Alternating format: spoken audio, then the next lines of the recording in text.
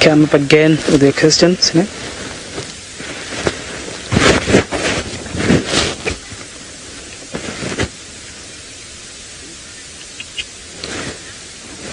Yes, I really enjoy birding, and there's lots of species of birds here in the Mara, about more than 500 species here, and especially in this kind of terrain along the lagoons, there's lots of birds and flying up and down on the trees trying to catch some insects.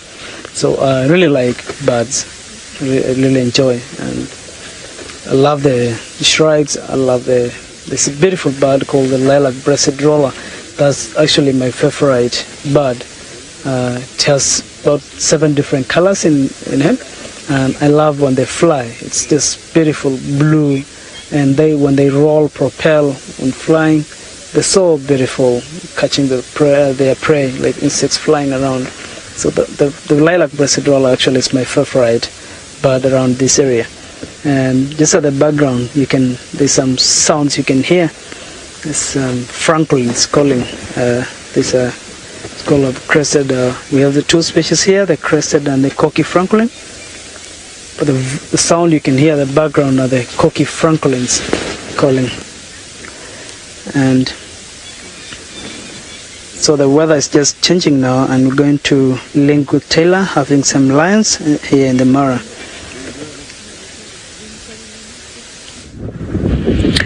Oh, what perfect timing, you beautiful beast, you. He's just sat up for the first time now after much driving around and not being successful with the pride of lions that we had this morning. And with the help of one of our technical geniuses, Jared, he helped us find some lions that he passed earlier today. Well done, Jared, you champion. Isn't he a beautiful cat? Now, I wonder if this is not the same male we had the other day. I say the other day, it was quite a few days ago. He was laying with the Angama pride. He could also, and I think we said he was a Chitwa Tembo male, but he could also be a triangle male. He could be one of 4. Let's see. I think I wrote names down for the triangle boys of sort of how to remember them. Maybe if I read it. Half-tail, fang, blondie, and +1 I've got here for the triangle boys. Whether that or not that's their official name, I'm not 100% certain. So I don't know which one this is, if this is maybe +1. Maybe he's fang. He's definitely not blondie though. And Craig, can we zoom in on his tail by any chance? Let's see if he's half-tail. I don't know, he's got most of it. Are you missing the tip of your tail? I'm not sure. We'll have to wait till he gets up. But so anyways, he's a beautiful specimen nonetheless, and the Angama pride are not too far away. I saw a couple of the cubs just off into the distance, but we'll have to head to the other side of the drainage line to reach them. Isn't that cool?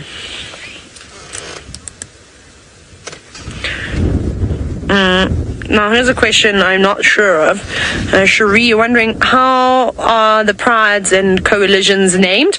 I'm not sure how they do it here. I think it might just be area specific. Perhaps they have certain identifying features that they go with, but I'm not exactly sure on the naming process and who gets to name them. That'd be quite interesting to try and find out.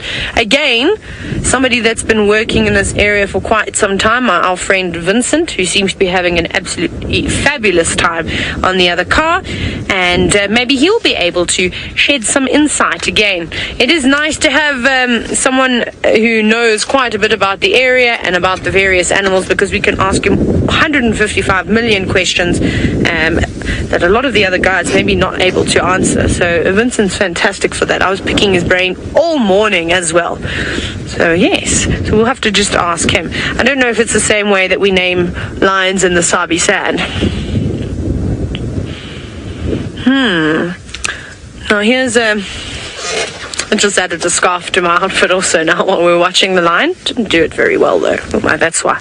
Ponytail so stuck in my scarf. On Joe, this is, like I said, this one's making me dig. You're wondering, what has been my favorite part of the Mara so far?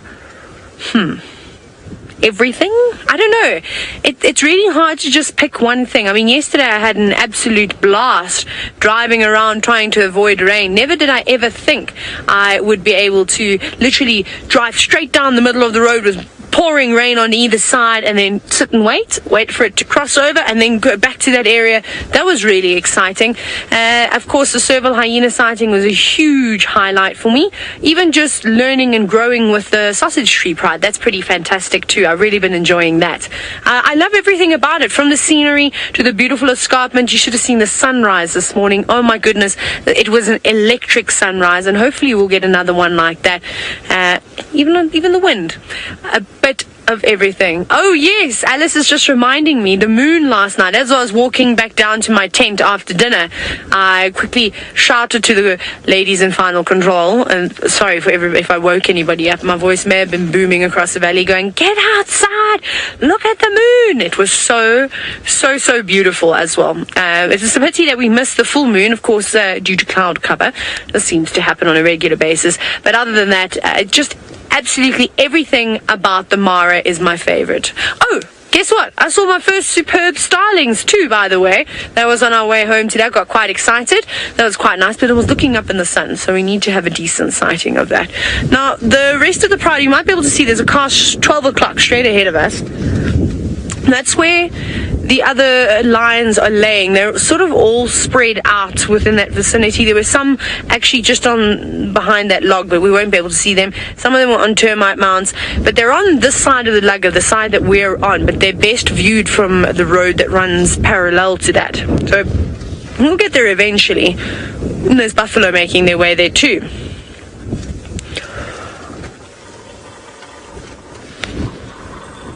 What?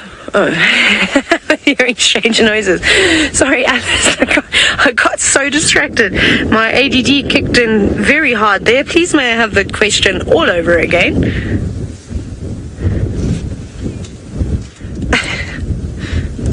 Oh, so take care. You're wondering if lions have fingerprints? Well, they have paw prints, of course. We see them in the mud. They leave them there quite often.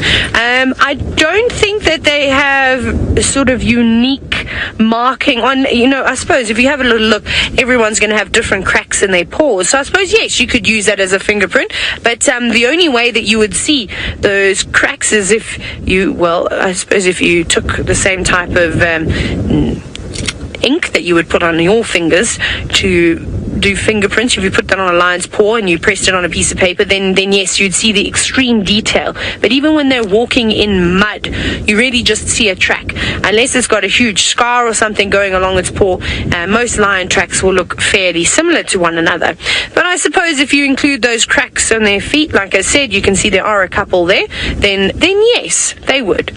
We know that animals have got unique patterns, from spots to stripes to a combination of both various color patterns, this type of thing. Hang on, Craig, if we go in 12 o'clock again, I think I've seen some lions pop up now. There's a termite mound there. No, a little bit to the left of that, more to the, oh, there's one head. Okay, there's one. Those are the ones I was telling you about the tree. Those look like the youngsters. And then if we go to the left of that, quite far to the left, maybe keep going a little bit more. If you start zooming in there we go. There's some more lions. 1, 2, 3, 4, 5, 6 there, and I saw 3 heads on the other side, so that's 9 plus this fella here, that's 10. Now I wonder if all the lionesses are going to be here, if it's going to be the 3 lionesses that we call from the Olololo pride, or if it's going to be the 4 Angama lionesses. Maybe they're all here, but very exciting nonetheless. I should have very quickly show you, there's some buffalo walking in that direction. Now just over there, Jared said that there were about 18 lions here, so I'm quite excited to figure out what's going on and who have we got here. And if there's 18 lions, a buffalo will be a superb meal for them. But we're going to sit and wait. We're going to add some layers on. It's getting quite chilly. Tristan doesn't seem to be chilling at all. He seems to be basking in the golden light.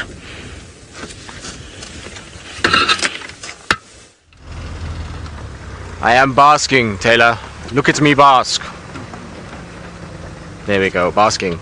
Now, we are at Twin Dams because, well, the little prince is here somewhere. I've just got to see him now, but we were busy tracking him through the block from where we left him, and they told me that they found him, so he's here somewhere. Do you see him yet, Seb? I also don't see him. Where are you, Hosana? or little chief should we call him. He's somewhere on this side. I don't know, maybe he's hiding from us. Where, oh where are you? Now he must be somewhere in this general vicinity, given that everybody is... Oh, there he is. If he was a snake he would have bitten us, as they say.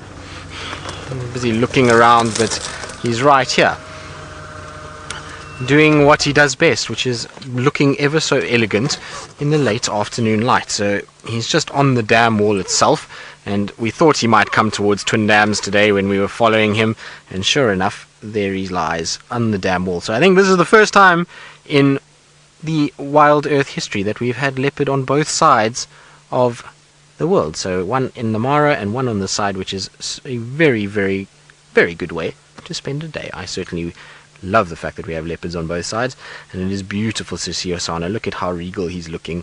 He looks like a proper male leopard now up on his dam wall, doesn't he? It's been such a treat actually to spend so much time with this little guy over the last few days. He's really spoilt us. So Izzy, as I was saying, we were saying that Hosana spoilt us, but you say you feel so spoilt to have seen him and the leopard in the Mara. And not only that, but we've just had an incredible week, or last few days. We've had cheetah and lions and leopards, and it's just been insane. We've had pretty much all our vehicles seeing cats regularly, which is a phenomenal thing. So it really is nice that we have a situation that we're seeing so many cats at the moment. It is that time of the year. This is the best time. It's silly season basically for all the animals as we get to the drier parts in the Sabi sands at least, and I suppose up in the Kenya with the migration. It really is silly season on both sides for animals, and that's why we're getting so many beautiful sightings of all of our predators at the moment. But doesn't he just look fantastic in this light? I mean, it's kind of that gold sunset light, and he's just sitting on the dam wall. He really is a spectacular individual.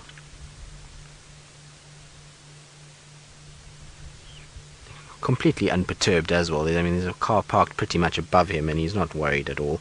It's amazing how relaxed he actually is, and yesterday morning he proved that when he was sitting behind Sept for so long.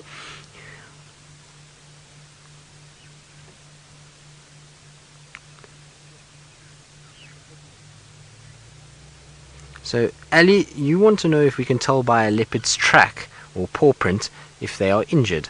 Ali, yes you can. So you can tell by the way that a leopard will move, and particularly in, let's say, Shadow's case, you could see that she was only having one front foot, and then both her back legs would walk, and she wouldn't put her right front down at all. So there was no right front foot track at all. And then the other side of it is, if now that she's limping, she'll drag that right foot slightly, so you'll see a slight sort of line and a slight drag mark on that as she kind of limps forward. So it is quite visible fairly regularly to see that kind of thing. It's not something that you don't see. As soon as there's a limp, you can notice it quite quickly on any of the cats actually. I'm just thinking, Seb, do you not think around the other side might be better? Sorry, which side? On the other side, yeah. Although I suppose we are alright where we are now. It's perfectly fine. Yeah, I think he might wake up at some point. He's watching the terrapins in the water. He's also above where we used to have the monitor lizards going regularly into their sort of cave. And so I wonder if he's not just spotted some of those. As we know, even though he's got a full belly from this morning, he's still hungry and still hunting, because he was stalking all kinds of things this morning.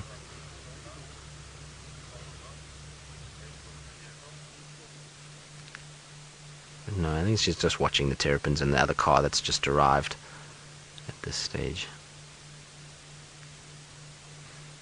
But look how beautiful he looked. Still got a little round belly as well. It's amazing though how fast they digest. You wouldn't think that he's eaten an impala and a steenbok in the last 2 days.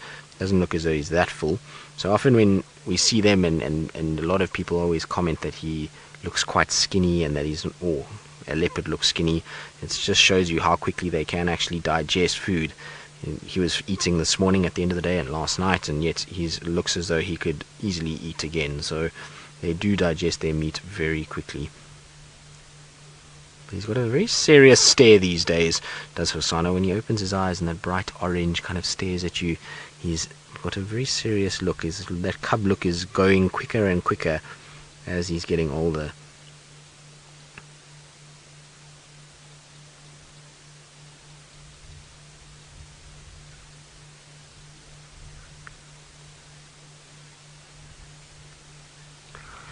Kathy, you're asking how will Hosana find his own territory. Well, Kathy, it's not so much that he will find his own one, but basically how the process will work is that one of the bigger males is theoretically going to push him out of his natal territory, so Tingana or Quarantine or Anderson, one of those three, depending on who ends up around here when he starts to push for dominance and he starts to get big enough and strong enough to push for dominance. They'll sort of push him out of here. He'll then become nomadic and he's going to cross through territories of other leopards where he's going to try and find an area and find a calm space where there's not scent marking, where there's not a lot of noise of leopards calling at night, and try forge that territory. If that doesn't happen and he gets bigger and stronger and he finds a leopard that is older and weaker and he thinks that he can challenge them, then he will go about going after that leopard and then stealing that territory from that particular individual. So it just depends on kind of how it works, but most of the young leopards kind of move around as nomadic individuals for a while, and then they find themselves a small little space and they get big enough then to try and stand their ground and form a divide between them and a territorial male that's on the edge, or they oust the territorial male from that particular area and take over. But that's still a long time for Hosana. As much as he's a beautiful boy and he's getting bigger, he's got a long way to go before he becomes a territorial individual. It was yesterday when we saw Tingana, we realized very quickly how he's got a lot of growing to do before he's going to be anywhere near the size he needs to be to go after any of these big males and oust them out of their territory.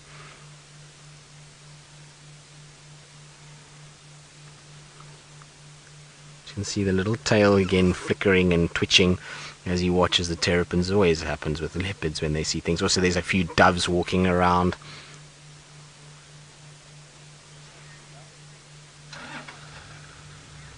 Sinak, you're wondering if leopards hunt at night and then hang their prey in trees. Well, so leopards won't only hunt at night. They're very opportunistic animals. They'll hunt at any time of the day. As soon as an opportunity presents itself, they will take it.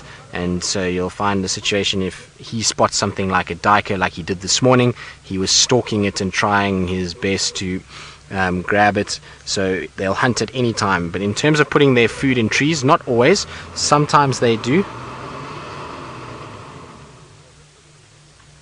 Please excuse some of the people around here with the revving of the car. I don't know why they're doing it, but anyway. So sometimes they will put things in trees, sometimes they don't. It depends on the size of the kill. If it's something too big for him that he's unable to cope with and unable to actually lift into the tree, then no, it will be down on the ground and he'll try and feed off it and lighten it and take it up and hope that hyenas don't find it. But generally they're going to try and put it up into a tree as soon as possible so that they don't have to worry about scavengers like hyena or lions particularly, or even things like other leopards that could potentially find them, although other leopards will be able to climb and steal it away. So it's more for hyenas than anything else though. But we know, like Shadow very seldom actually puts her carcasses up into a tree. He seems to have a good habit and does it all the time, but Shadow not so much. And we know that also Tandi sometimes leaves hers on the ground. Salesh used to leave hers often on the ground as well, and then every now and then she would take things up. Tiani seems to take hers up a lot, so it depends on the character. Some do it more than others. He's loving these doves that are flying around the edge of the water. They're completely besotted with them. So I'm going to go around the other side, and just because I want to try and see if we can get a different angle quickly. Since he's watching the doves, I want to see... Oh, come on, Rusty. You have to go into reverse because I can't go forward. So Rusty has this thing where it doesn't want to go into reverse sometimes, and you have to go into first gear and roll slightly. But with the lay of the land that we're at the moment, we can't really go forward, so it would have been a bit of a disaster had we had to do that. There we go.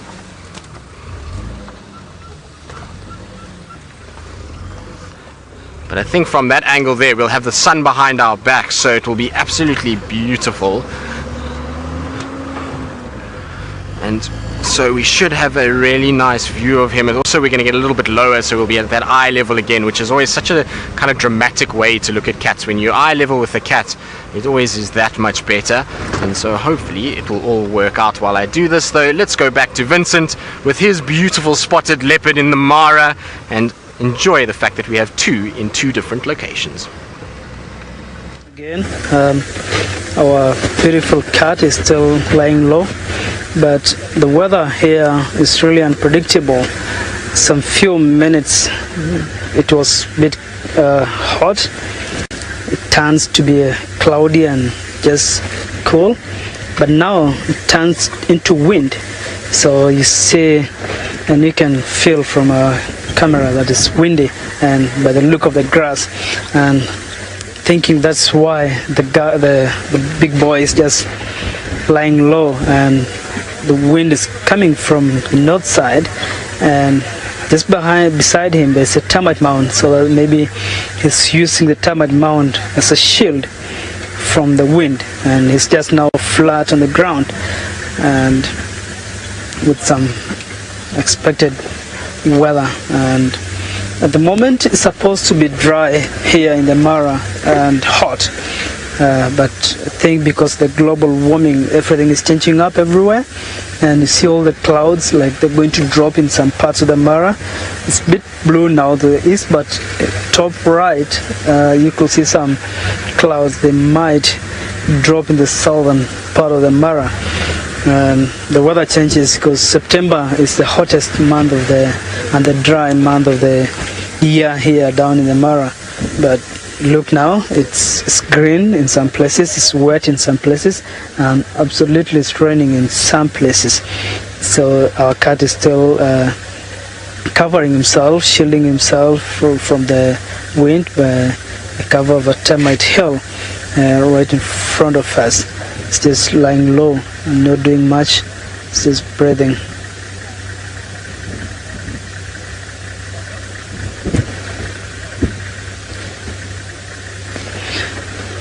James is asking to know whether the leopard is just by himself. Leopards tend to be solitary. Leopards are generally solitary, unless it's mother and her babies or a mating couple.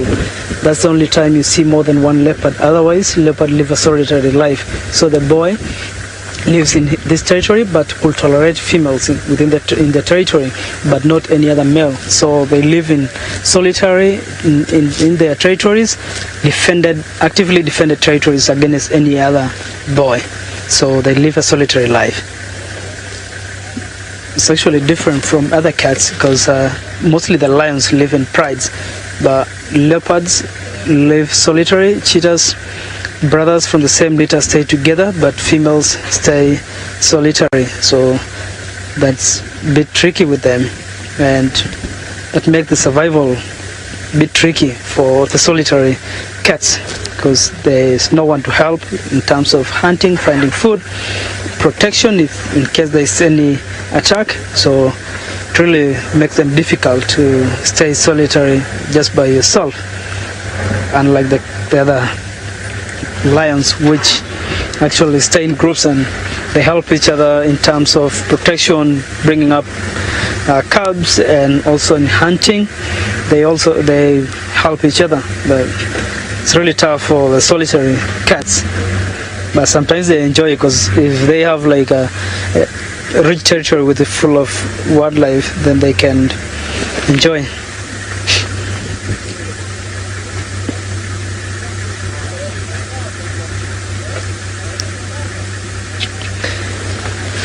Do you ever want to know how often the leopards lose their kill to other predators? It's really rare for leopards, as I can say they're so selfish because they normally, like, by their habitat, they tend to have a diverse habitat from the rocky outcrops into the big thick bushes, and they have an ability going up the trees, and by then if they kill a prey, you'll always see them when they kill like in a position they drag away just to make sure there's nothing to notice that they are closer there. And if in case a lion approach or a hyena approach or any other predator approach, they tend to take their prey up on the trees where lions could not get there and hyenas could not get there, and they could just be maybe salivating on the ground and hoping some leopard will drop some bones or some piece of meat for them to eat. Look, now he's just having a small stretch. It's just checking around.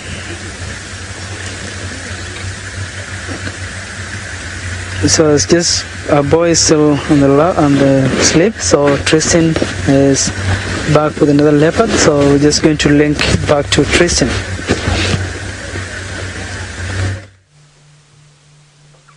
Well, Vincent, unfortunately ours is doing much the same, except we have a dreamy-like leopard in the reflection of Twin Dams. Isn't that pretty? It's very nice. I quite like it. And we have a terrapin that's ruining our reflection a little bit, causing a bit of a bobbing and a bit of rippling to go. So let's see if the terrapin's going to try and go through our leopard reflection. There it goes. Swimming through. You're ruining our reflection. Oh well. Maybe he wants to sit on the leopard like the ones that were sitting on the hippo earlier. But Hosana's having a really good nap now. He's super relaxed. He's, I suppose, had a long hot day. It's better for him to rather just sit and take it very easy and sleep. And there we go. That's a clearer view of him. And you can see nice and sleepy now. And he's waiting for the temperature to get even cooler and for it to get darker. It definitely is a nice temperature now, though. That bite of the sun is gone now that it's set. And so hopefully little Hosana will wake up just now and start moving around. He was very active this morning though, so I'm not surprised he's still sleeping now. What is quite surprising is where he's sleeping. It can't be that comfortable. It's quite a steep slope that he's on at the moment. I would have thought he would have lay lower down, but he, remember, learnt a very valuable lesson at this particular waterhole when Boris the crocodile was here. And Boris came into Twin Dams for a few weeks, and Brent was here, and Karula was actually with Hosana and Shongile that day, and they came to drink, and the crocodile was around, and she then kind of hissed and carried on at that crocodile and led them away. And so he's probably learned from that, and that's why he's sitting up on the bank rather than close to the water itself.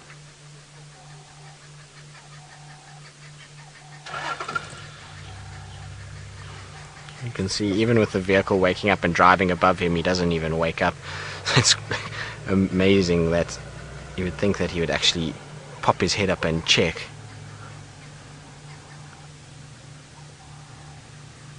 Mr. Guild, you say very pretty camouflage. Well, look at that camouflage. You can see just how well a leopard blends into an environment. That is completely out in the open. There is no ways that there is any cover whatsoever, but yet that spotted pattern, it becomes so difficult to see. It took us a while to actually spot him at first, and you can see there up against the wall. If we just put a picture like that, it would take you a little bit of time to find the leopard. He doesn't just stand out. Even though he's got that orangish coloration, it still blends in incredibly well into his environment, even right out in the open. So they are masters of camouflage, and that's why they behave the way they do and hunt the way that they do. It's because they try and kind of have to blend in, and it's the only way that they're able to do things, because they're not fast like cheetah. They're not going to be able to chase down certain animals with speed, so they'll have to lie in ambush, and camouflage is the biggest part of it. Right, Hosana is sleeping. He's taking it very easy. We're going to sit with him and just chill and take it easy with him as well. And maybe we'll get some Ellies coming down to drink in the late afternoon. And while we do that, it sounds like Taylor McCurdy is striking gold and has an exciting prospect as the Lions approach some buffalo. So we made it safely across the other side of the lugger, aka the drainage line, and there was 2 lionesses that were laying maybe 100 meters from these buffalo, but out in the open, so they were spotted. You may just catch her. There she is. So they were spotted, and one girl got up and walked away. She's sitting on a termite mound now. And then this lioness that we're looking at, she actually doesn't seem to be too bothered by the buffalo, but if I were her, I'd be a little bit on the worried side, because look at this cow. She's not happy with that lion, not one little bit, and she's kept a close eye on her. Look at that, head raised, nose pointed towards the sky, and the rest will follow her. She wants to chase that lion. So let's just see. Maybe the tables are going to turn, but there must be about 100 buffalo here. that's enough to scare me, if you ask me. I don't know if I would want to go after something that knows that I'm there. Look at her. Let's see. She's going to chase this lion. If she does run and the lion tries to catch this buffalo, I think she's going to be in trouble. Yeah, let's see. Yeah, she's moving away. You can see the lioness just there. Yeah, you better run, kitty cat. This always makes me laugh. Buffalo are really a force not to be, or force to be reckoned with, sorry. And you don't want to get on the wrong side of a buffalo, because if they do find you, they will try and kill you, and they won't stop until you stop moving. That's what makes them so scary. And she's got reinforcements coming in now too. There's another cow coming to the front, and they're all communicating with other. They're all going "Rah, rah, rah," and the buffalo are coming in. See them coming from the top right? Yeah, they're moving through quite quickly. They've been called in. You better be careful now. They've got lots of young cubs, so they need to hide those little ones, because that's often how lion cubs can get killed, is by buffalo stampeding through and finding where the cubs have been hidden. There she is over there. Lorena, it's like the tables have turned. I quite agree with you. You said it's like the buffalo in stalk mode. Yes, they've now seen their target, and they're going to get rid of it very quickly. It's actually not uncommon to see a buffalo seeking out prides of lions, especially sleeping lions, and going through and trying to kill them. Obviously, that's the biggest threat to a buffalo out here. To a young buffalo or an injured buffalo, then yes, a clan of hyenas could definitely take you on. Otherwise, the lions are their biggest problems. And of course, a buffalo is a big problem for a lion too. I mean, there's been many documentaries where they showcase buffaloes coming through and stomping and stampeding over prides of lions. Sorry, I keep getting in your shot there, but it's very interesting. And what I want to do, Craig, is coming quickly before any more action happens, just show everyone else, well, not everyone, show the wonderful viewers where, of course, the rest of the lions are. This is not all of them. I remember I counted 8 cubs, and I have seen 3 lionesses, and I've only seen 1, 2, 3, 4, 5, 6 cubs this side, so I don't know where the others are. They might be around, and then the male hasn't come this way just yet. But I did see some cars parked further ahead, so I haven't gone to investigate just yet, but they might be that side. Now our lioness is coming back. They're all watching her. They're obviously watching the buffalo. They're watching this lioness. They're just keeping an eye on one another. For them, though, they should be safe. They're sitting right on the edge of a drainage line, so if those buffalo do come charging through, I'm almost certain that those lions will just duck down into the drainage line and seek shelter there until the storm in the form of a buffalo blows over. But for now, I think the buffalo have won. But the tables could turn again when the sun sets and darkness falls upon the land. There's not going to be very many stars out tonight, and they could find themselves in a little bit of trouble.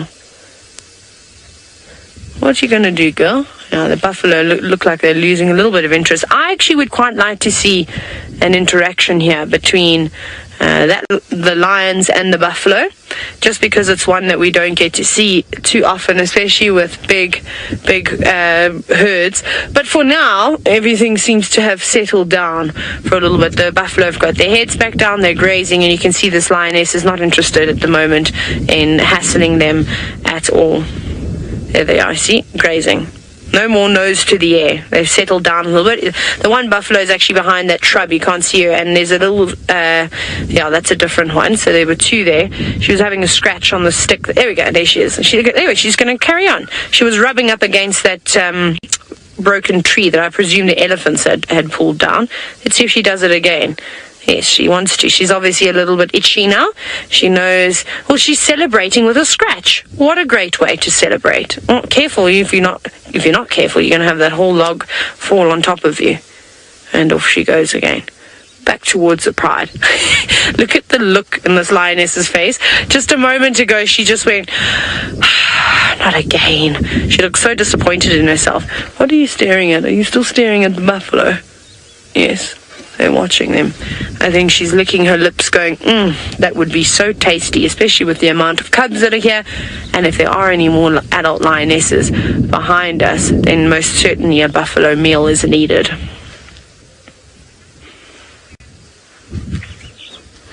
Now, take care. You're wondering, it's quite an interesting one, but essentially you're wondering if the animals are aware of their types of camouflage. I think so. I think that they know that they blend in relatively well to the vegetation, but of course you don't just see them walking straight up. Although the sausage tree pride were doing that today, they weren't really stalking very well at all. And I think there's a combination of things. I think they know that they have to keep as low to the ground as possible. They also know how to use shrubs to their advantage. I think they know when they've got tall grass, when they can stand up and walk a little bit taller towards their prey. We see it when they've got wind as well, when there's quite a bit of wind, not when the lions have got wind, when there is wind about. Oh goodness, I'm like a child sometimes. They definitely know that they can use that to their advantage. We've definitely seen it where they'll pick up the pace and move quicker on the windier days. They know that muffles sound. So I think it's a whole combination of things. Whether exactly they know that they have specific camouflage, I'm not sure, but don't worry. Take care. The day that I can speak to animals, I promise you that is one of the questions that'll be right up on top of my list to ask them. She is licking her lips. They don't look too thin though. So I suspect that this is the Angama pride though. This is in the same spot that we saw them this morning. They were, unfortunately for us this morning, just further east into this open plain, about 150 meters or so. That's why we didn't stick with them. They were disappearing further away. So I think they've just come back this side again. And maybe the Olololo females are around too. Apparently it's not uncommon to see those girls all join up. Sounds like they were from the same pride anyway, from the marsh pride. Now, Japo, you've spotted and you've noticed that these lions don't blend into the green landscape at all. And I think the perfect spot for that is against that termite mound, because you can see this lioness, she blends in relatively well with them sort of mottled green and yellow grass. But the ones on the termite mound where the grass seems to be more of a green color, you can see they stand out quite a bit. So that lightness is what gives them away. That sort of white underbelly definitely exposes them more. And also the light is fading now too. I think if the light was a little bit more harsh, that brightness would help them blend in too. But now they really do stand out like a sore thumb. It's very pretty though. I think that is the most gorgeous family portrait and would make for the most unbelievable screensavers. What do you think, Craig? Do you think it would make for a great screensaver? Pretty good. Craig says he thinks it'll be pretty good. He says he's going to have to go back and take a screenshot of himself, and he's going to change every one of his devices to this wallpaper. But thank you, Alice. That would actually be lovely. Oh, hang on. Before we do, look who's creeping up here. I don't really know what's going to go on just yet. I don't know if these buffalo know about the lions that are on the termite mound. They don't seem to be acting as aggressive as what they were. Lioness is now moving off again. She's just retreating. So we might not get the action that I was hoping for that we see in all the documentaries. I think these buffalo know their, not the buffalo, I think the lions know their place, and they know how dangerous buffalo it can be, especially in massive herds. This is very cool. So she's also now retreating, and then this lovely lady over here, she's not having any of it. So we'll sit for a bit longer and see what develops. If these buffalo are going to head, oh, hang on. She's snorting now. Are you going to go over and chase them? Just interested to see what happens here. She's looking back for reinforcements. She's looking for another buffalo to go, hey, come and help me out here. She got mud in her horns too. And grass. She looks like quite an old cow. Oh, well-experienced cow, excuse me. Where are my manners?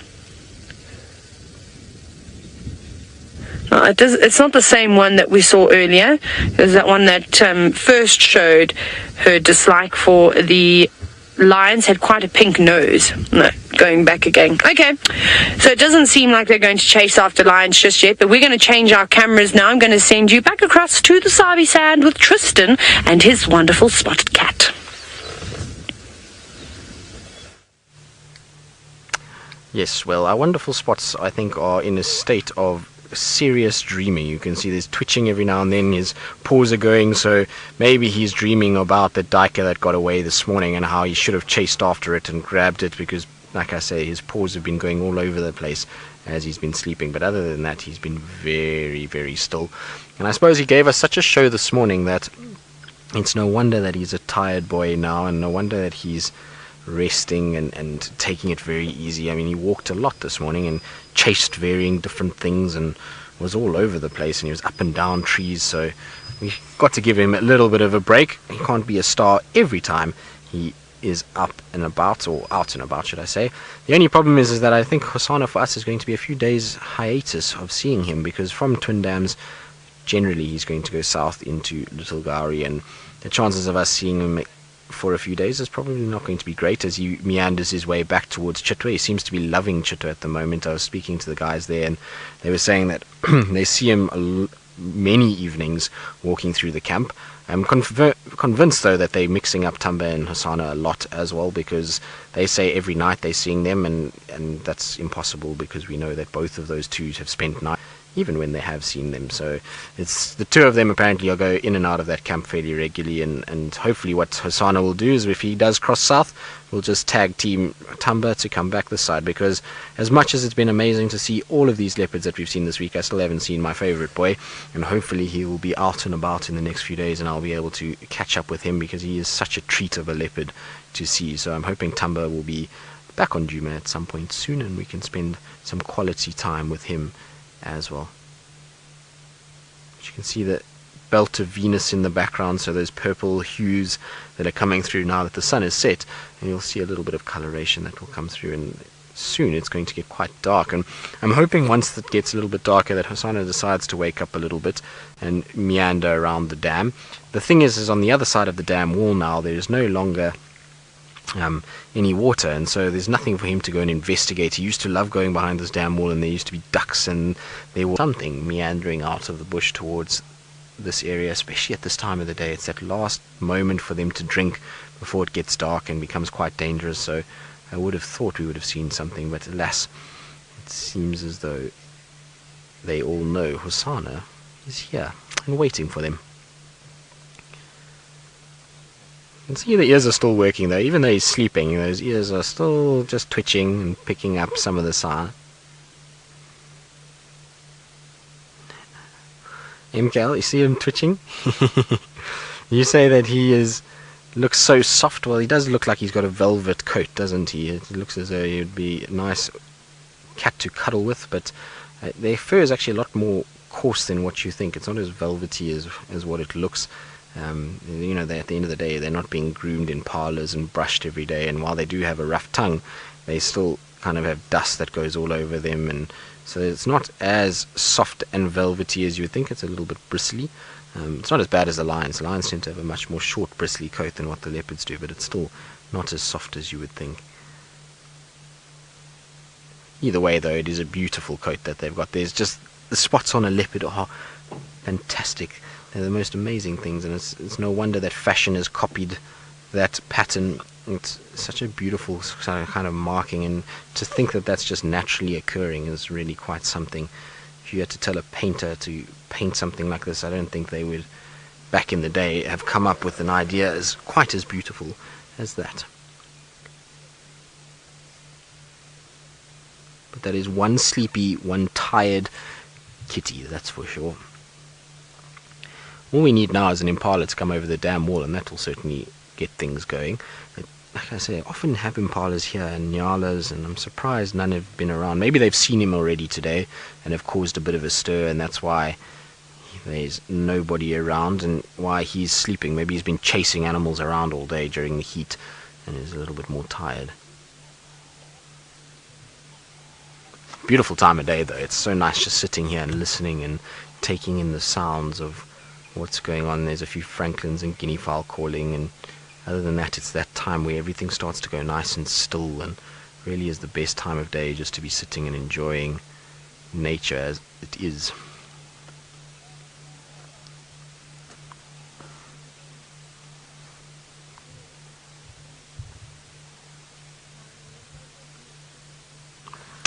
Unfortunately, there's a few people talking that are ruining my ambience of the afternoon, and a car starting as well. And people get bored quite easily by the looks of it, because we've had quite a few cars coming in and out, and because he's not active, they're not really that interested in him, which is a bit of a shame. I always think it's the best things come when you spend time and you're patient, and we've had so many amazing sightings this week by just spending time with them. So yesterday with Tingana, following him for such a long period, we got him actively stalking, calling. There was lots of amazing moments. Hosana this morning, and had we just left him when he went down into that deep drainage when it wasn't very nice to see him, we would have missed all of those amazing things that he did with playing with the branch and stalking the duiker and all of those kind of things. So sometimes you've got to be a bit patient, and you've got to just sit and allow nature to take its course and allow them to kind of tick to their own clock. And I'm sure he will wake up at some point and something will disturb him. It is that time of the day where some sort of noise will get him up and going. Although I say that, and he probably will sleep the whole afternoon. If he does sleep for a little bit longer, we'll give it 15 minutes or so, and then if he's still sleeping, then we might head back towards Treehouse and see if our two hippos are still having a standoff, and whether or not one has been brave enough to confront the other. Remember, at this time of the day they're going to go out and feed, so we might see one actually chasing the other one off a little bit. So we will head back in that area, and also want to go past, big dream, go past where Janet Jackson's hole is and see if maybe she's a little bit more, or he is a little bit more confident under the spotlight. So that's the plan for the rest of the afternoon if Hosana decides to carry on sleeping, which I think he might. I don't see much changing in the next sort of 15 minutes or so.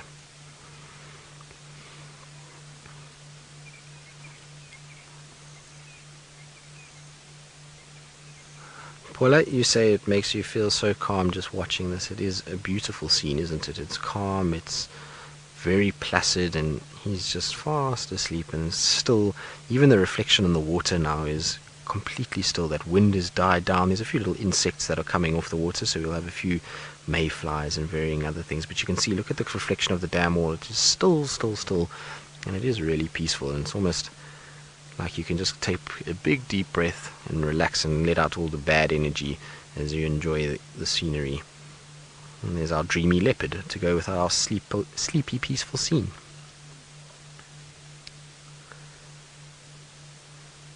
Oh, movement. That's amazing.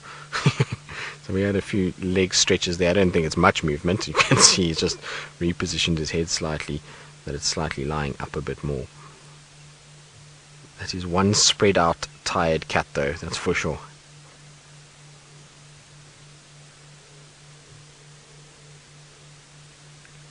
Lorena, you say a sleeping Hosana is wonderful and better than no Hosana at all. Well, I couldn't agree more with you. It's better than just driving around and seeing nothing, and always spending time with this little cat is such a pleasure. Well, I suppose I can't call him a little cat anymore. He's now starting to get quite big, but it is always a pleasure to spend time with him. And like I say, it's been so nice. You know, I haven't really had that much time with Hosana. Every time I see him, it's normally fleeting glimpses as he's crossing over boundaries, and I actually haven't had lots of long sightings with him, so I've really enjoyed the last 2 days. And it's maybe why I've spent a lot of time going and seeing him, is because I personally haven't had as much time with him as maybe some of the other cats in this area, and so I've really enjoyed kind of just watching him go about his business. And he's a really interesting cat. He's always up to something. This afternoon he's a bit sleepy, but you know, the past few days he's been up and down trees, he's been messing around with hyenas, he's been playing with branches, so he seems to have a really little bit of a spark to him that's captivating and intriguing. And the thing is, the more you spend time with these leopards, the more you kind of addicted you get to them, and I'm sure a lot of you will agree with that. And particularly with these royal cubs, Hosana and Shongile, they've become such an integral part of what we've been doing over the last year and a bit, and they've got such an intriguing story that it's hard not to be captivated by them and drawn to them and watch them for such long periods of time, and try and just kind of spend as much time with them as possible. We also know that our time with them could potentially be limited, with Hosana being maybe pushed out and having to go somewhere else as a nomadic male, or Shongile now, when she fought with Tandi, maybe she's had to push somewhere else. So our time with them might be limited in that regard, and so while they're around, it just is nice to spend as much time as possible with them and enjoy the company of having our cats around and our little prince and princess.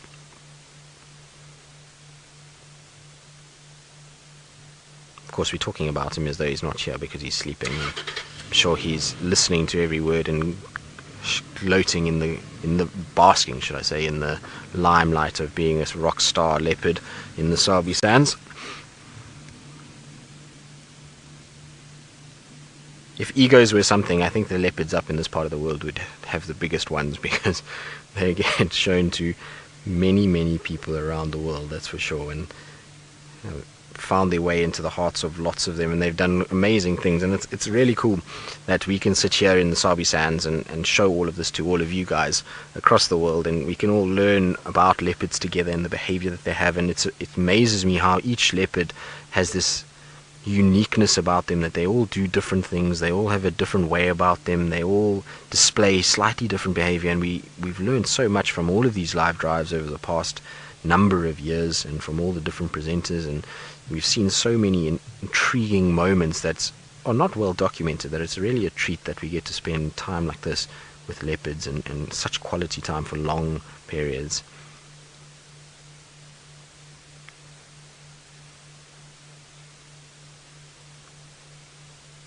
Right, we're going to stick with our leopard, but I believe that James, I think, is with a leopard as well and is on the hunt.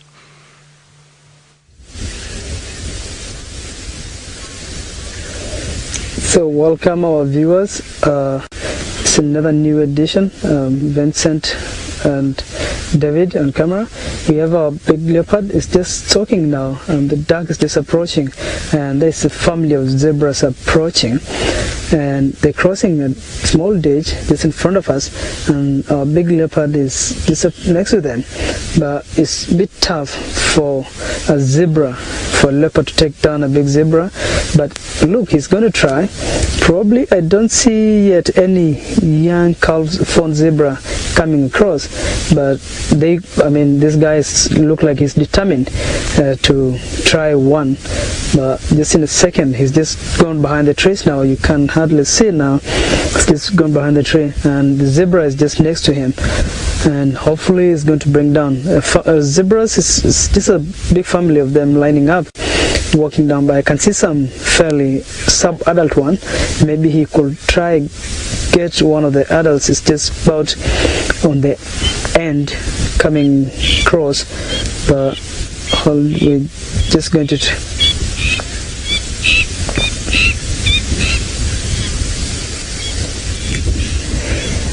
it's really tough for an adult zebra, but he's trying. Is not yet. The big leopard like this one can take down a baby, and now the baby is approaching, running. I don't know whether he can go for that. Otherwise, if he doesn't, then the remaining ones are adults.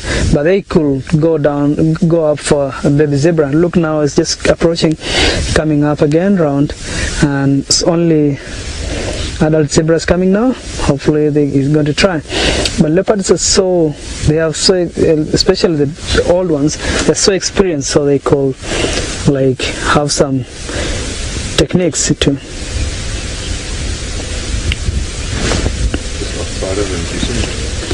No, it's just gone down the ditch.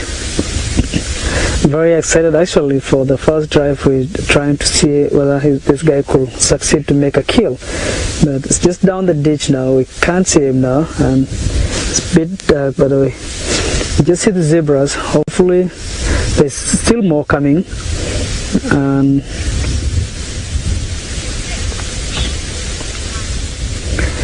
actually to be offside of a prey. Otherwise, if he's not hiding, then the prey will not come close. So they have to hide for the zebra or any prey to come close, so that they can get a chance to attack.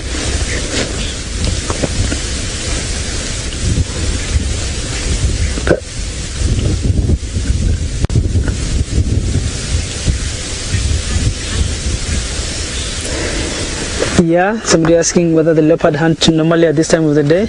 Yeah, they take advantage, as I just said before, that they are mostly nocturnal, so they have a good advantage now, because most of the prey, like zebras, doesn't have a good eyesight at night. Oop, something happened. think they're scooped, but I don't think it's got anything. Otherwise, you could just hear their voices. So back to your question. Yeah, they have a good eyesight during the night. They hunt mostly at night.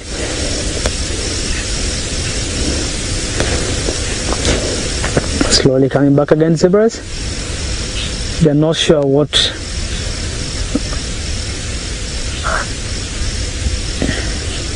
Yeah, I still have a chance because the zebras have. I don't think the zebras have seen the zebras which are left behind, but it looks like they have gone back again, maybe coming around the other way. But there's lots of their friends or partners gone the other way across the lager. So these guys might change a position of crossing, maybe coming behind us, but they can sniff. You can hear now the snorts. When are they moving to the parade? Yeah, I've seen severally, but not at this time of night, because mostly, like now, most of the people doing drives have gone back. But I've seen leopards trying and hunting during the day, but not really on drive during this time. But now we are off with our live viewers, and now we spend much time outside as possible. And now you've just experienced a change of light. Now we've just changed our camera into infrared, so that's why you see some funny color within the images. The zebras now, I can see they're gone back. Just change. Actually, it's an eco-friendly, and because of the light, so we have an infrared just to make sure that we get the images to you guys. Otherwise, it's dark here, and you could not get anything to see if we don't change into infrared. So the family of zebras have just turned direction, and they're just approaching to our left, maybe coming around behind us, and we can't see our friend here. Maybe he's still hiding, or I can't see it now. A bit dark. Yeah, good question. Can leopards see at the dark? Yeah, they very well. They have a nocturnal vision, so they see well at dark. They actually see very well. This is the high time of them hunting the whole night, because most of the antelope, they don't see much during the night unless there's moon coming up. But the cats, the lions, and the leopard has a good vision at night. So the zebras has just turned. You can see them running to our left, and they're just changing direction now. I don't know whether you can see it to our left. They just changed direction now, and this guy has just missed a chance for the zebras. So hopefully he's going to try. And that was Facebook Live. Goodbye all, and enjoy #Safari Live.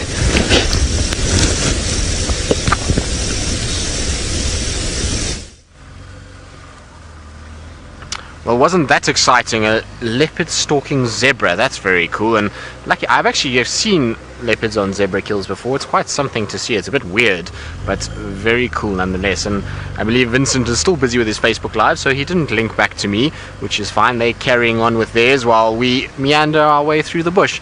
I just checked at Janet Jackson's house. No sign of Janet Jackson. Maybe out already on the town. It's Saturday night after all. Got to get an early start, get out there and enjoy the evening's festivities. If you're a Janet, maybe not, I don't know. We'll have to see. Maybe Janet Jackson is that kind. Maybe likes to be out and partying. But we are slowly meandering our way back towards Treehouse Dam to go and see on our hippos. Hosana was sleepy. He was in no way going to move, so I've let him be and just leaving him to have a little nap. And I suppose he's given us such a lot of time over the last few days, we can't ask for much more than what we've already seen. So leave him to himself and let him have a nice nap and rest. His Friday night was obviously too long that he needs to rest on Saturday. Laramo, you're wondering if I can hear the sounds of insects now. Not yet, unfortunately. So the cicadas haven't started yet. There's no crickets that we can hear. So things like the armored ground cricket. So really not too much just yet. They will come. As soon as we get that first little sprinkling of rain with this warmth, we're going to have an explosion of insects, and then we'll start hearing them extensively. But there has been a little increase in the number of insects around. So we have started to see a few sort of buzzing around the lights at night. It's nothing major yet, and it's not the concentration that we'll see in the summer months, but there's definitely a little bit more life every day, and because of this warmth we'll start to see more and more. And last night, actually, funny enough, I heard a toad at where we stay at Inga's in the pool. There was a eastern olive toad calling out of the pool, which is the first amphibian that I've heard in these last few months. So it just goes to show that the temperatures are warming up, that even the toads are starting to vocalize, which means they're trying to find a mate to be able to start then looking to reproduce and lay some eggs and tadpoles, which is exciting times. I wonder if we're going to get the same as we had last year with the bullfrog invasion that we had. Remember that, when we had bullfrogs fighting with each other and wrestling, and they were all over the place. We had the sudden influx of bullfrogs everywhere. It was really quite something. So I wonder if we're going to have that again in the summer season. I hope so, because it really is quite something to watch. You get these bullfrogs that like grab each other and throw each other, and it looks like a complete sort of WWE scripted wrestling match. It really is quite fun. I remember, I think Jamie did a whole analogy with her wrestling match. There's a few drongos flying off. I wonder if we'll see any owls tonight. It'd be quite nice too. Haven't had as many owls as when I went on leave. That week before I went on leave was insane. I remember Taylor, myself and Byron, we were bumping into owls all over the place. It was really quite fun. I was thoroughly enjoying seeing as many owls as we did. Now while we go past this area, I'm just scanning in case there's maybe a hyena somewhere close to where Hosana had his kill. There were 1 or 2 bones still left when we left here this morning, and he left here this morning. So just scanning around to see if they haven't come sniffing about. It's this time of the day that the hyenas will get active, so you sometimes find them coming to sniff out if there's any sign of food here or any scraps that the leopard could have dropped overnight. Maybe they realized it was a lost cause and then left and moved on somewhere else.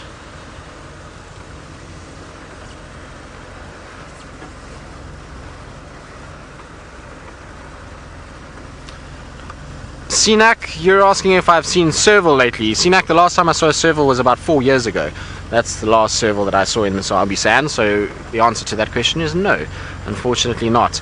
In the Mara though, the guys have been seeing it. I know Taylor had a ridiculous sighting of a serval the other day with a hyena on a wildebeest kill, which was crazy. I know Scott and Jamie have both seen some serval kills, so there's been a number of different things happening, and so they are servals Mara side. This side, far less of them. There's a high amount of leopard and hyenas, which means poor servals don't do that well.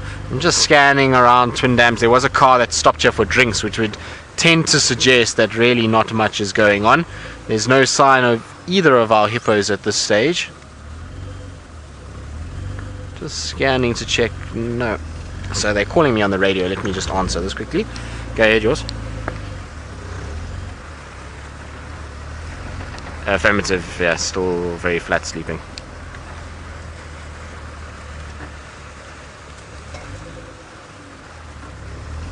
So they were just giving me an update, or asking about an update on Hosana, but I think the one hippo is there. I don't know about the other one. I just want to see if he's not here. He was just somewhere in this section. I remember we came around this termite mound, so it should be here somewhere. You see anything, Seb? It was somewhere here that he was sitting, because we went round this termite mound towards where he was. I think he might have carried on though. Once we left, maybe he decided to go up the riverbed slightly, but we turned in here. He was down there in that little thicket. No, he's not there anymore, unless he's putting his bum towards us, because I can't see any eyes. No, that's where we were, and that's where he was. Let's see if there's any tracks on the road. What tracks are these? That's interesting. There's tracks for a male lion here. I wonder where these tracks come from now. I didn't come this far, and I didn't actually see them this afternoon, but there's definitely tracks for a male lion that look like they're on top of everybody else's tracks. I wonder. Maybe there's a Birmingham male lurking around. Let's have a little look. We're quite close to the southern boundary, so it might be that he's crossed off, but there are tracks for him on the road in front going this direction, so we'll just follow along this road and see, maybe we catch a Birmingham male walking along the road. That would be quite nice. It would be certainly a big surprise, because I haven't seen any other signs of a lion anywhere in this area. It could be, though, it's from when the Nkumas were at Treehouse and there was a Birmingham with them, and I know they had a wildebeest kill somewhere in this area. I'm not 100% sure where exactly, but it was somewhere around this section, so maybe that's when these tracks are from. But there's lots of elephant tracks, and they're on top of the elephant tracks by the looks of things. I know these elephants were here yesterday or last night, because I found their tracks this morning and their dung was still very fresh this morning, so it was last night that the Ellies were here. I wonder about the male lion though. Difficult to see tracks at night and to be able to work out what exactly is going on, but let's see.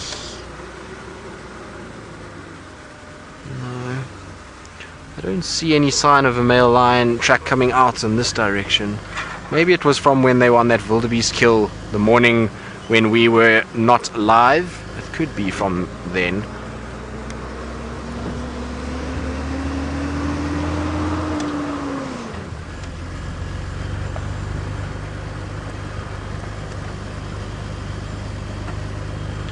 Cherie, you're wondering how the naming of these lion prides and coalitions comes about. Well, generally, if there's a new lion pride, which is very seldom, I mean, most of the prides have been here for years and years and years, so it's very seldom you'd get a new lion pride unless there's a split. But basically, wherever they settle, the rangers in that area will sit and chat to one another and will come up with an idea of names, and that's how they'll be named. A lot of the time they're named according to either somewhere where they hang around a lot or the area that they've seen. So let's say hypothetically the Birmingham males, they come from a area called Birmingham. It's a farm that is north of us in the Timbavati. I suppose farm is a funny way to say it, but a section of the Timbavati called Birmingham, and that's why they've got that name. So they came from the Birmingham Pride. The Nkumas are named after a tree, and that's because they spent a lot of time around a certain tree. The Styx Pride is from the Styx area in Mala, so they're named generally on areas that they frequent and where they like to move around. Some of the other prides in other sections and other reserves get named because of something they've done, or if we take the Masai Mara, I mean, there's the Egyptian Goose Pride, so I'm sure there's some sort of story that relates back to Egyptian geese. I'm sure Vincent will know a little bit more about them. And then there's the Sausage Pride, which is named after the sausage tree. So that's generally how the names come about. In terms of the Birmingham boys' individual names, that's a little bit different. That was decided amongst the crew here at Wild Earth to give them very local names, and was trying to kind of come up with names that fitted their character and the way that they do things. So, you know, there's Mfumo, which is the authority, and that's because of his dominance sometimes over carcasses when he was with the Nkumas at that stage. Then there was Tinyo because of his tooth that used to show because his lip is slightly split, and the various other names. So that gives you an idea of why they called those different things. The Majingalans got names generally according to what they looked like, so dark maned because he had a darker mane than all the rest, and scar nose because he had that scar, hip scar because he had a scar on his hip, and pretty boy because he was the prettiest of the four. So that's how the names kind of came about. So it's generally just the rangers that think of something and get something together, and then everyone decides on it that's in that area and then names them. So that's how it all works. It's pretty simple, really. But it's very seldom we get new prides, so the prides very seldom get new names, or we get to name a pride of lions. And generally have names if they do move into this area from, let's say, Manyeleti, they'll be called something that side, and their name then really just follows them around as they go. elephant roadblock. Not elephants themselves, but the damage that elephants can do. There's an entire tree over the road at the moment. Just try to get around this.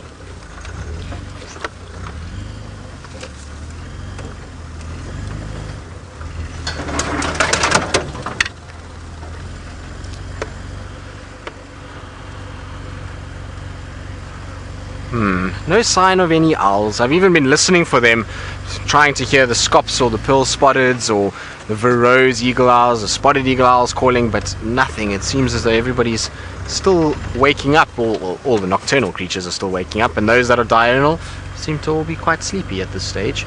So hopefully something will pop out somewhere as we make our way around. So, Sinak, you're wondering what animals are around at night here in the Sabi Sands. So, Sinak, there's a multitude of different animals. There's bush babies, there's owls, there's white-tailed mongoose, honey badger, porcupine, pangolin, aardvark, striped polecats, very seldom in this area, leopard, lion, what else? Lots of different rodent species, so bushveld gerbils, striped field mouse, fat mouse, those kind of things. What else comes out at night? What am I missing, Seb? Badgers? Badgers, I said. Sorry. Wildcats, caracals, porcupines, genets, civets. So there's a number of lots of different nocturnals. Hippos will be out at night, as we were discussing earlier in the drive. That's about it. I think the bats, yes, there's probably a very good one. It's just difficult to film bats. It would be really nice if we could, and there's a place that I want to go in my life which is on the bucket list, and that's to go and see bats. And it's a big bat migration that happens in Zambia. It is absolutely phenomenal. It's millions of bats that just come out of these caves, and the sky almost goes black with them. So I really do want to go see that at some point. I know it sounds really weird, and I'm sure a lot of people have phobias about bats and probably wouldn't want to do anything remotely close to that, but well, for me, I think it would be really just something interesting to see. It's all these big migrations, as much as the wildebeest are impressive, you also get things like bats, and then the animals that will predate those bats. So you get lots of bird species that are going to come in and try and hunt. It's going to be it would be really amazing to actually spend time and do it. Now I've come down this side just in the off chance that Shadow is lurking in this area. We know that she likes this section quite a bit, so just having a little scratch around as well for her. It'd be nice to catch up with the cub. I haven't seen the cub for quite some time now. It'd be nice to see how big it is. Hang on a second. What is that?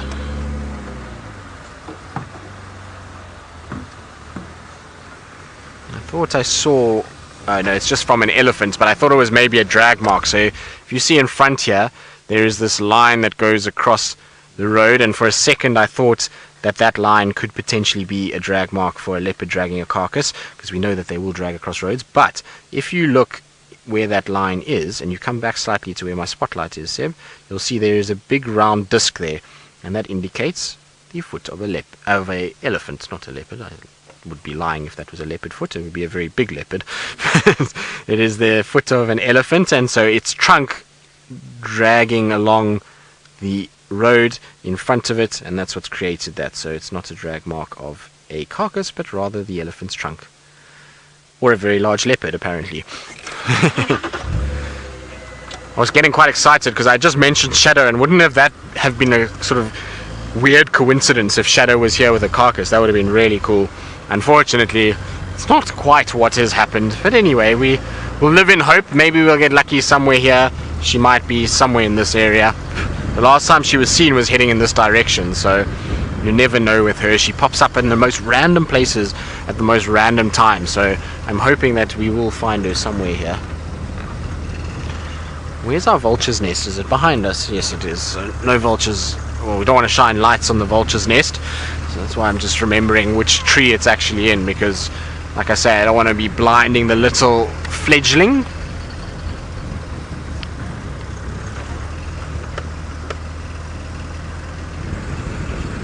Paula, you're wondering if there's any caves in the Sabi Sands, or do the bats hang out mostly in trees? Mostly in trees, Paula. So they'll go into sausage trees, fig trees, a lot of those big jackalberries, scotias, Cape ashes that you find along the big river systems. Also lodges, they use the eaves of the thatched roofs quite a bit. You'll find them in terms of caves. No, not really. There are some rocky outcrops in the Sabi Sands. So there's Shimpalapala koppies on Londolozi, there's the hill on Ulusaba, Ravenscourt koppies on Singita, and varying others spread around that bats could potentially use, but not really proper cave systems. So they're more going to be tree dwellers out here. They're going to spend their time in those big trees and then they come out. And it really is amazing. I remember when I used to work at Lion Sands, we were at the Sabi River. You'd often have sundowners on the river because you had the most beautiful views of the sun coming down there, and at that sunset time you would just get hundreds of bats coming out over the river and flying around all over the place. It was very, very special to watch, and they'd hunt all the insects that were coming off the river system and hatching out of the river. It was very cool to see.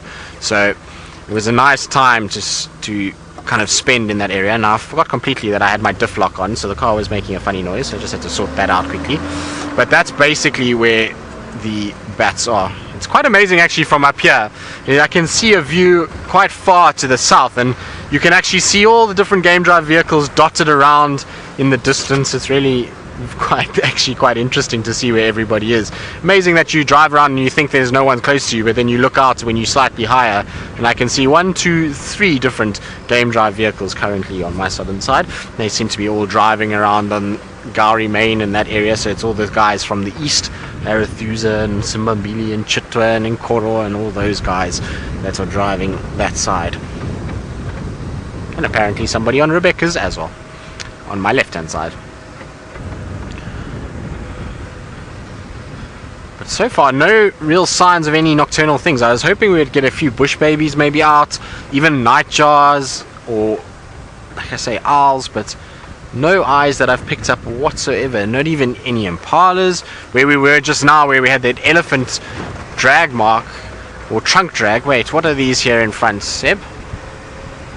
Looked like 2 bush babies in front here, I think. I'm going to try and just see. Maybe not. No, I think they might be... What are they? They're right in the distance. Very far away. Yes, they are bush babies. 2 of them. So I'm going to try and keep my lights and see if we can't get them. They're just in front here at the moment. Stay there, you two. It's amazing how far you can see their eyes from... It's crazy. You can see how far we're driving to try and get to them. And they should be somewhere here in front. A little bit further. There they are. Now, hopefully they're going to sit still and we're going to be able to actually get them on camera. First one is there, Seb. So hopefully it's going to stay still. But you can see that eye, to see it from where we did, is a long, long way away. So there's our lesser bush baby, or lesser galago as it's called. Little hopped up on speed almost. They kind of twitch and move all over the place, and those big beady glowing eyes and those ears, very gremlin-like in terms of their appearance, and long tails. And these guys will move around in the trees all night long. They are one of our nocturnal animals. You can see, look how it's biting the tree. So what it will do is it's going to basically farm this tree. So it's going to bite it, and then sap will come out. Where did you go? There you are. Sorry, Seb, it's my fault. I'm moving around. And it will basically bite the sap of the tree, and then when the sap is coming out, it'll come back the next day and grab it. But you see how amazingly quick they are at bouncing around through trees. Poor Seb is having a tough time following them. There it is. It's just in the middle at the back there, Seb. Oh, there it's gone to the side here. So it's really tough for Seb to follow these guys. They're so little, and unless their eyes are facing us, it's so difficult to actually see them. They're just in that thicket in the middle of the light at the back end, Seb, but chances of seeing it is going to be quite tough. Up a little bit. Somewhere there. Oh, there he is. Nope. I think he's disappeared. Unfortunately, I can't see it myself either. It looks like they've disappeared. The other one is somewhere in front, but is also deep in, so it's going to be really tough to see that one. So I think unfortunately we did get at least a quick glimpse of our bush babies. And while we carry on and start heading our way home, let's go back to Taylor, who I believe has got her new camera on, and see what they're up to.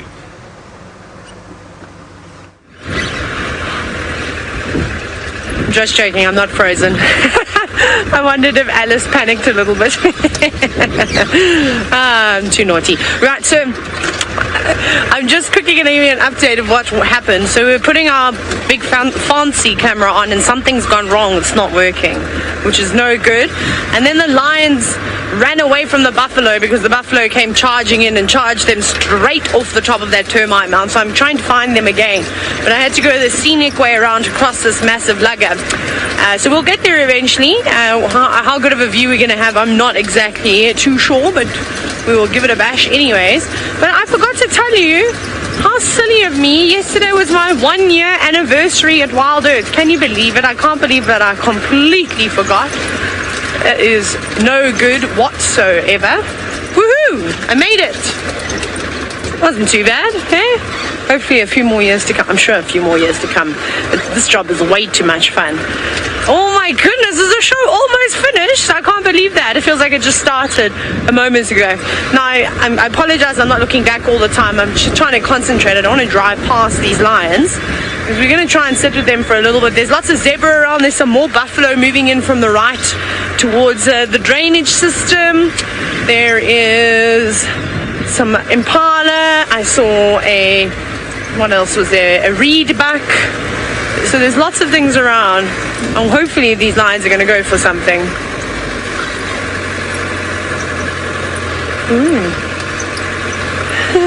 Jared, you're wondering if a lion pride has ever traveled from the Mara to the Sabi sand? Not in my lifetime. And the reason for that is because there's fences up everywhere and they wouldn't be able to get in. So no, I don't think so. Maybe 100 years ago, most certainly. Maybe some males would have walked that far. I don't know if a pride would travel such distances in one go. Maybe over many, many years, you know, moving out, trying to find more favorable areas. Perhaps there was lots of competition back then. But we can only really speculate because, well, you and I weren't around back then. Again, that'll be another question I'll ask the animals when I can speak to them. Can you imagine the stories that some of these animals will be able to tell? Imagine being able to talk to trees, you know, trees that are hundreds of years old. Craig, I don't know what that is. No, it's too far. I don't know, they've seen lots of little eyes in the grass. At one point I thought I saw a serval, but it was too far away for me to really have a good view.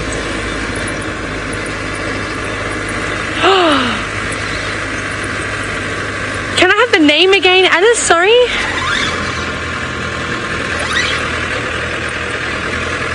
Maggie. There we go. What is the scariest sound here at night? I actually just heard it just now while we were sitting. And the commotion between the buffalo and the lions settled down, is the sound of hippos fighting. And I've played it a couple of times in the sands. I have a recording of 2 hippo bulls really having a proper fight, and it sounds like dinosaurs. So to me, that's one of the scariest noises that you can hear, especially if you're new to the bush and you don't quite know what goes bump in the night. I mean, even something like an elephant snoring can intimidate people. So yeah, it's not a very nice sound. One day I'll play it again, but right now I need to focus on finding these lions. Okay, well, we're going to keep searching. I can't imagine these lions are too far away. They're somewhere around here. Scott, however, is all powered up and raring to go into the night, and he's got one last surprise for you.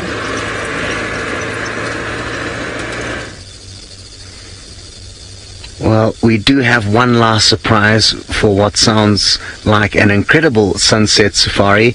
Well done to Vincent on his first drive and finding a leopard for you guys, of which many of us have not been able to do in the Mara. Taylor having some lions, and now we've hit the jackpot to finish off your safari with this cheetah, who's snoozing, as well as her sister. And they've had a successful afternoon. James was actually out with the 2 of them this morning, and I think he saw them possibly looking into hunting some Thompson's gazelle, but they did not succeed. They have, however, succeeded this afternoon in catching an adult impala ram that you can see lying behind her.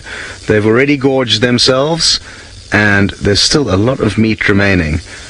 Now, what I would be surprised to see is whether they actually spend the entire night here with the carcass. I would assume that they would have already moved off, but they haven't. The good news is that Manu, who's teamed up with myself on camera this afternoon and into the night, will be spending the whole night out with these cheetahs. So we're going to sleep alongside them in the hope that tomorrow we may be able to show you what they get up to. I'm guessing they may not be hunting as early as tomorrow, but maybe tomorrow afternoon we're just going to keep tabs on these two young girls. They're about 16 months old now. They've only been away from their mother for about 2 or 3 months. So it'll be an interesting story to document their lives going forward.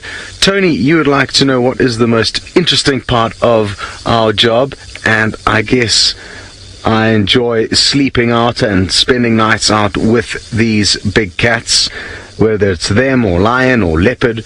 With the toys that we've got at the moment, these infrared cameras and the thermal imaging toys, it makes for easy going and also allows us to really showcase a lot of interesting stuff that ordinarily would not be able to be filmed after dark. So I'm loving the nights out, and be sure to stay tuned to Facebook tonight, as if anything does heat up, if any hyena come onto the scene here, we'll be sure to call you guys back to join in on that action.